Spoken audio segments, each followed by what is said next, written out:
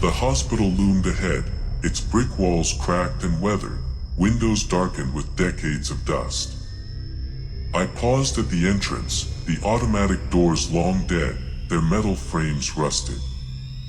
Inside, silence ruled, but it wasn't empty. My flashlight cut through the gloom, illuminating peeling paint, broken tiles, and wheelchairs abandoned in the hallways. The air smelled of mildew, antiseptic long gone, and something coppery, like dried blood. A faint echo tickled my ears, tap, tap, tap. I froze. Footsteps. Slow. Deliberate. Coming from somewhere deep in the corridor. I was alone, or so I thought. The steps stopped as abruptly as they began. My heart thumped painfully against my ribs. I moved forward cautiously, each step echoing louder than I expected. The beam of my flashlight fell across the hallway walls, lined with faded hospital signs, emergency, ICU, pediatrics.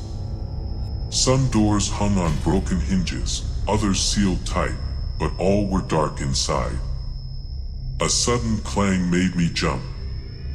A tray table toppled over in a distant room, metal screeching against the tile. I whipped my flashlight toward it. Nothing. Just shadows stretching across the walls, swaying unnaturally. Then, again, the footsteps. Faster this time, closer. Echoing from behind me. My pulse quickened. I spun around, flashlight sweeping the hall. Nothing. The corridor seemed to stretch on forever. The ceiling lights flickered in weak, inconsistent pulses, casting long, shifting shadows that danced across the walls. The farther I went, the heavier the silence felt. It pressed against me, thick, almost tangible. A door to the right creaked open slowly. I could feel the draft from inside, cold and unnatural. The faint smell of decay seeped out. I stepped closer. Inside, the room was filled with overturned hospital beds, sheets yellowed and torn. I thought I saw a figure move between them, but when I blinked, it vanished. Another echo of footsteps behind me. Tap, tap, tap. Faster. Louder. Now I was sure something was following me. Not just the shadows, not just the decay. Something alive, or something that once had been. I stumbled down the corridor, my flashlight beam trembling with every step. The walls seemed to breathe, shrinking inward, stretching outward, warping subtly. I passed the nurse's station. Broken monitors flickered to life, screens showing static faces, eyes staring from within the snow. My flashlight fell on one, and I swear it moved, blinking, shifting toward me. I broke into a run, heart hammering. The footsteps behind me matched my pace now. Echoes of someone, or something, running. I darted into a side hallway, hoping to lose it, but the corridor twisted. Every turn led me deeper into the building's heart. The faint smell of decay grew stronger, mingled with cold air that didn't belong. A door at the end of this new hallway creaked open, revealing a stairwell descending into darkness. I had no choice. I went down, each step groaning under my weight. The sound of my own footsteps mixed with another set, slower, deliberate, keeping pace with me. The basement level opened into a long, narrow corridor. Here, the air was colder, dampness clinging to my clothes. Rusted equipment lined the walls, gurneys, for stands, broken monitors.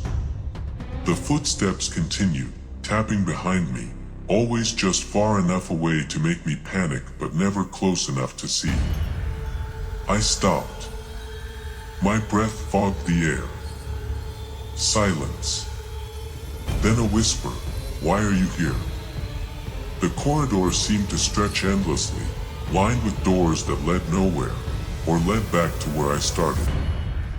Every time I turned, the echoes of footsteps followed, mirroring my every move. Panic set in. I ran blindly, crashing into a trolley that fell over with a deafening clang. The sound reverberated through the hospital, and in response, the footsteps quickened, faster, heavier, chasing me relentlessly. I reached a large operating theater at the end of the hallway.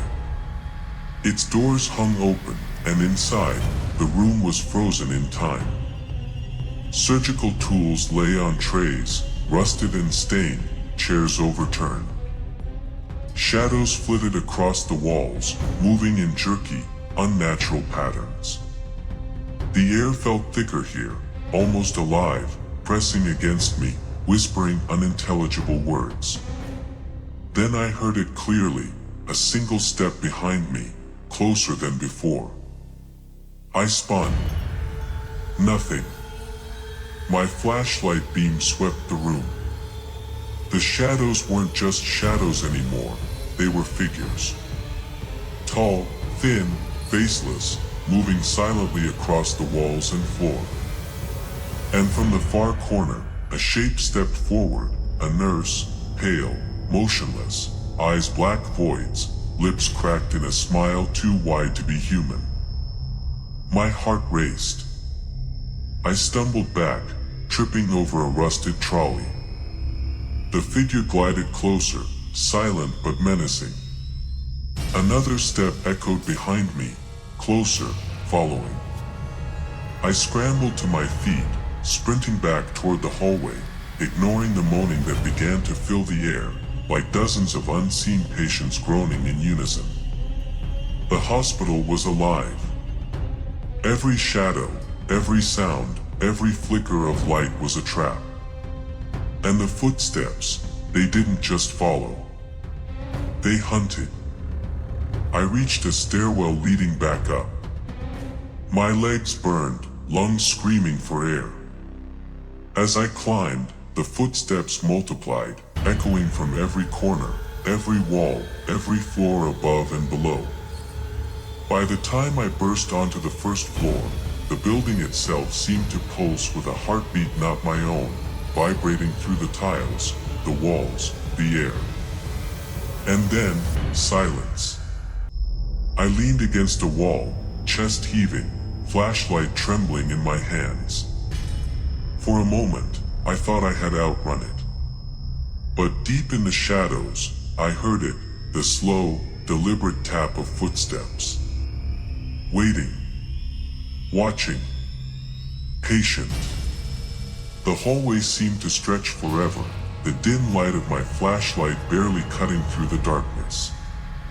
Every step I took was mirrored by another sound, a tap, tap, tap, coming from somewhere just behind me. I dared not look. I didn't want to know what was following. I turned a corner and stumbled into the nurse's station. Broken drawers hung open, papers scattered across the floor, medical charts yellowed and crumbling. A monitor flickered on briefly, showing static, and then, for a split second, the reflection of a figure standing behind me. When I spun around, nothing. Just shadows stretching across the walls. The footsteps began to quicken. Not just behind me now, they echoed from every side. Hallways I hadn't noticed before appeared suddenly, doors I didn't remember seeing lined the walls, some ajar, some sealed. From behind one, a faint moan seeped out, low and desperate, a sound that made my blood run cold. I ran toward the operating theater at the end of the corridor.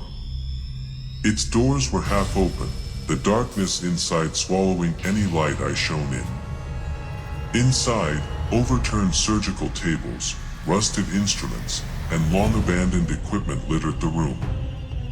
Shadows moved along the walls, flickering, twisting, growing longer.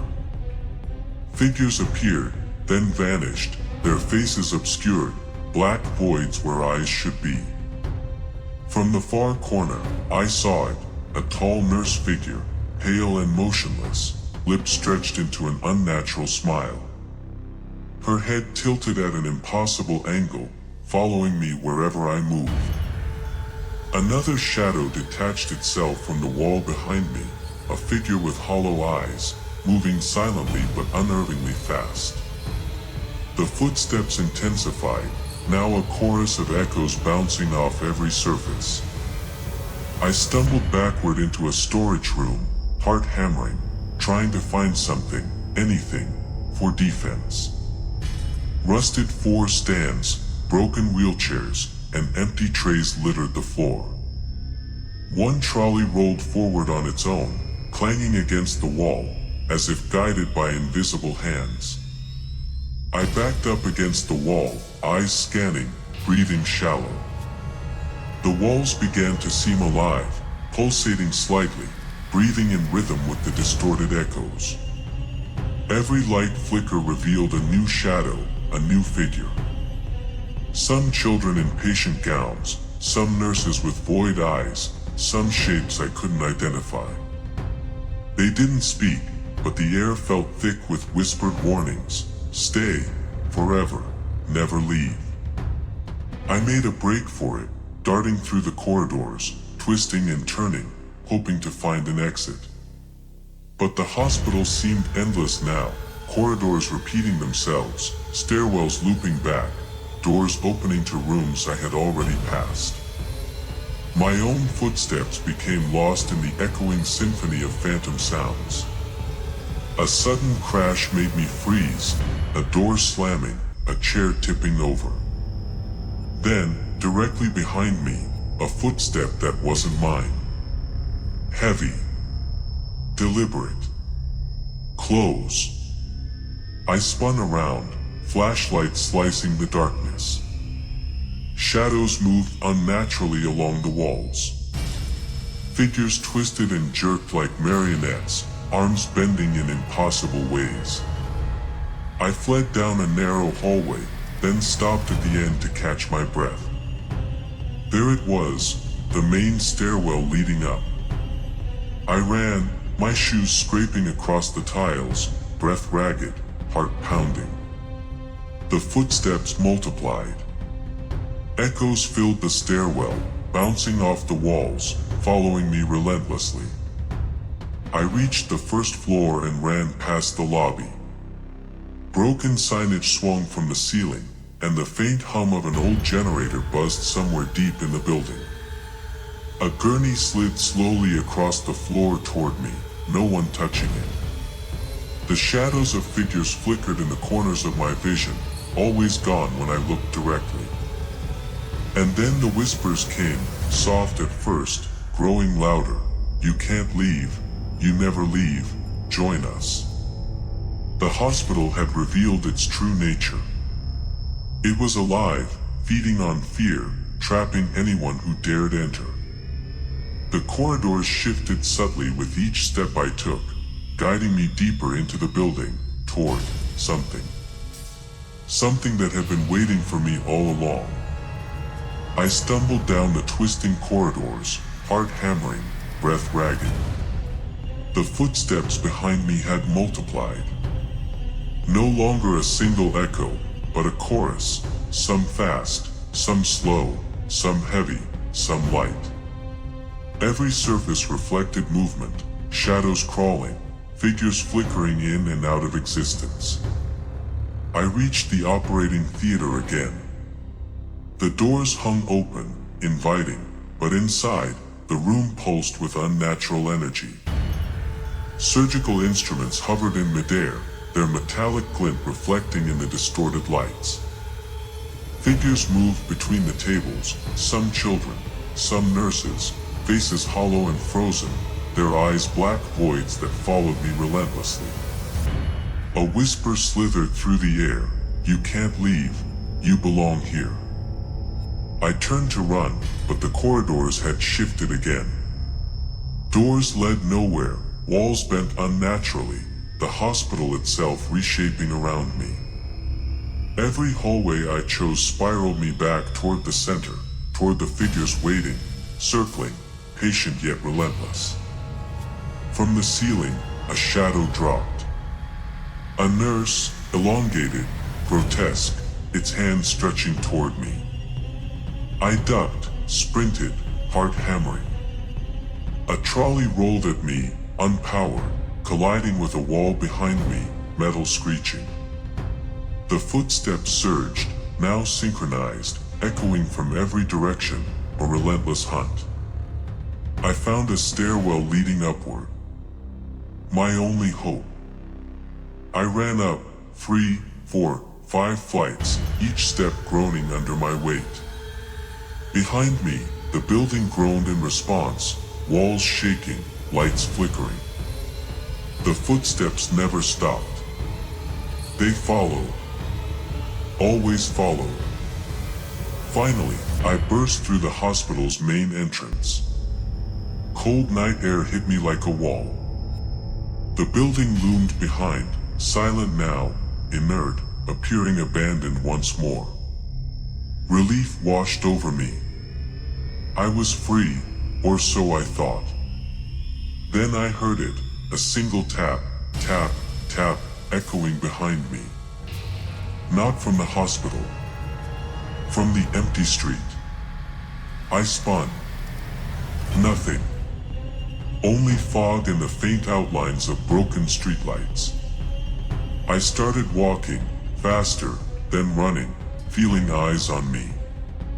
The echoes followed, faint but persistent, like an imprint of the hospital itself trailing me. I glanced back once. The doors were closed. The windows dark. But I knew better. The shadows within had not released me.